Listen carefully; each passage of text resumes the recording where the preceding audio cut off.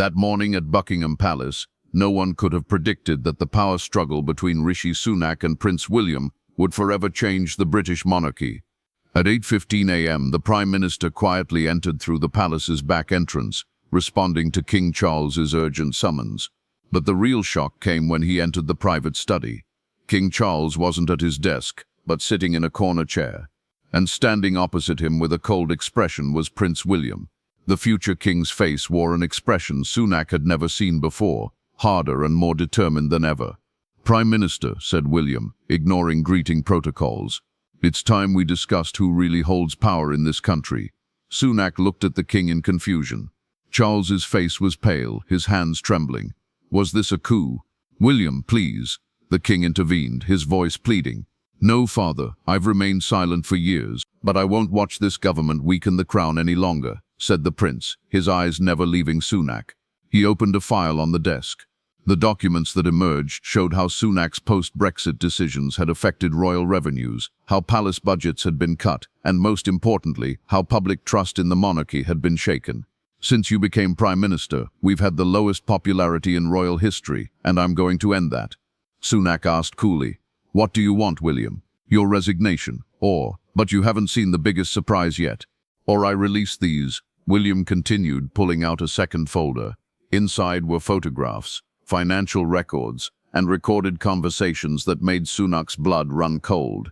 Evidence of his family's offshore accounts in Cayman Islands, tax optimization schemes that skirted legal boundaries, and most damaging of all, recordings of private conversations where he had mocked the royal family's outdated traditions. "How did you get these?" Sunak asked, his voice steady despite the bombshell. "The crown has resources you can't imagine, Rishi. We've been watching, waiting, documenting. Every political figure who thinks they can diminish us learns the same lesson eventually." King Charles stood up shakily. "William, this wasn't the plan. We agreed to discuss constitutional reform, not blackmail. Father, your gentle approach gave us the weakest monarchy in centuries. It's time for a different strategy." The prince turned back to Sunak. "Here's what's going to happen. You'll announce early elections citing health concerns. During the transition, you'll recommend policies that restore royal funding and ceremonial importance. The new government will inherit a stronger crown." Sunak felt his political instincts kicking in. This wasn't just about monarchy versus government. It was about power, pure and simple. And William had underestimated something crucial about the man he was trying to blackmail. "You've made a mistake, William," Sunak said quietly. "What mistake? You assume I'm afraid of the truth." The room fell silent. King Charles blinked in confusion. Prince William's confident expression flickered for the first time. "What are you talking about?" But Sunak was already reaching for his phone. "I'm talking about transparency," Sunak said, speed dialing a number William couldn't see. "And about the fact that you've just threatened the elected Prime Minister of Britain with illegally obtained surveillance." William stepped forward aggressively. "You can't be serious. Those documents will destroy your career." "Perhaps, but your methods will destroy the monarchy itself." Sunak's call connected. "Hello, this is the Prime Minister. I need an immediate meeting with the Speaker of the House." "Yes, urgent constitutional matter." He hung up and looked directly at William. "You want to play power games? Let's play. But we'll do it in public, where the British people can decide who they trust more, their elected leader or a prince who spies on citizens." King Charles was now standing between them, panic in his eyes. "Both of you, stop this madness. The monarchy has survived for 1,000 years because we adapt, not because we fight elected government. Your son doesn't seem to understand that concept, Your Majesty." William's face was now red with anger. "You're making the biggest mistake of your political life, Sunak. Those documents will be investigated properly, along with how the Crown obtained them, who authorized the surveillance, and whether other political figures have been similarly monitored." The implications hit William like a physical blow. If this became public, it wouldn't just damage Sunak, it would trigger a constitutional crisis that could end the monarchy entirely. "You're bluffing," William said, but uncertainty crept into his voice. Sunak smiled coldly. "Call my office in 2 hours. Ask them what I'm announcing in Parliament this afternoon." As he walked toward the door, King Charles grabbed his arm. "Rishi, please. There has to be another way."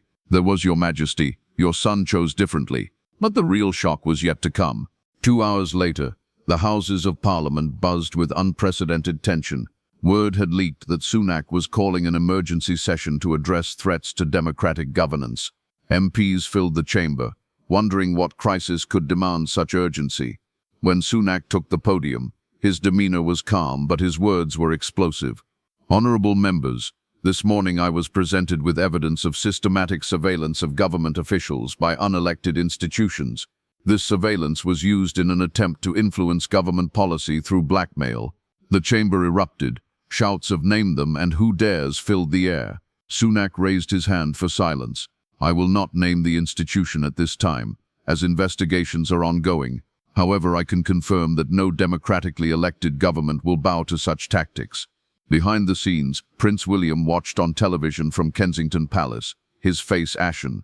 He hadn't expected this. Sunak turning defense into attack, making the monarchy look like the aggressor. His phone rang. King Charles's voice was shaking with anger. What have you done, William? The Prime Minister's right. If this gets out, it won't get out if Sunak values his career, William said, but even he no longer sounded convinced. You don't understand. He's not protecting himself anymore. He's protecting democracy itself, and that makes him infinitely more dangerous than we calculated. In Parliament, Sunak continued his masterstroke. Without mentioning the royal family directly, he was painting a picture of institutional overreach that resonated with every MP who'd ever felt pressured by unelected power. Britain's strength has always come from the balance between tradition and democracy. When that balance is threatened, we must choose, and I choose the will of the people, always. The applause was thunderous. But William wasn't finished. He had one final card to play, and it would either save the monarchy or destroy it completely. That evening, as news channels speculated about Sunak's mysterious institutional threats, Prince William made an unprecedented decision. He called a press conference at Kensington Palace, something no future king had done in decades without palace approval. The media gathered in confusion, unsure what to expect. When William emerged, he looked older, wearier, but determined. Ladies and gentlemen, recent events require me to speak directly to the British people about the future of our monarchy. Behind the cameras, palace officials watched in horror. This wasn't authorized, wasn't scripted, wasn't safe. The Prime Minister spoke today about threats to democracy. He was right to do so, but what he didn't mention was that these threats come from a monarchy that has lost its way, that has become disconnected from the people we serve. The assembled journalists exchanged glances. Was the future king criticizing his own institution? For too long we've operated in shadows, making decisions that affect millions without their input. Today's events have shown me that this must change. Therefore, I am announcing my intention to advocate for comprehensive constitutional reform. In Downing Street, Sunak watched in amazement as his opponent transformed a potential scandal into a call for modernization. William was sacrificing the old monarchy to create a new one. I believe in a crown that serves alongside democracy, not above it. A monarchy that earns its place through service, not birthright alone. This is the vision I will bring when I ascend the throne. The press conference ended, but its impact was immediate. Social media exploded with support for William's brave honesty. Political commentators called it the most significant royal statement since the abdication crisis. Sunak realized he had been outmaneuvered. By appearing to threaten the monarchy, he had prompted William to become its reformer. The prince had turned potential destruction into transformation. The following weeks revealed the true genius of William's strategy. Rather than being seen as the aggressor who had threatened the Prime Minister, he emerged as the progressive voice calling for transparency and reform. Public opinion polls showed a dramatic shift. Support for the monarchy reached levels not seen since the Queen's Platinum Jubilee. Sunak found himself in an impossible position. To continue his attack would make him look like he was opposing democratic reform of the monarchy. To back down would appear weak. The constitutional crisis he'd tried to create had instead strengthened the very institution he'd challenged. King Charles, initially furious at his son's independent action, gradually came to appreciate its brilliance. You turned a scandal into a revolution, he told William during a private meeting. The kind of revolution that saves kingdoms. William smiled. I learned from the best politicians, father. Sometimes the boldest move is to give people what they didn't know they wanted. But the real masterstroke came when William requested a private meeting with Sunak. They met at Chequers, the Prime Minister's country residence, away from media attention. You played that perfectly, Sunak admitted as they walked through the gardens. I thought I could corner you, but you cornered me instead. William nodded. The difference is that I wasn't trying to destroy you, Rishi. I was trying to save us both. By threatening blackmail, by forcing us to have the conversation this country needed, about power, about accountability, about the future. Sunak stopped walking. You're telling me this was all planned? The threats, the surveillance evidence. The surveillance was real. So was my anger about the monarchy's declining influence. But the moment you chose transparency over self-protection, I knew we could work together rather than against each other. For the first time in weeks, Sunak smiled.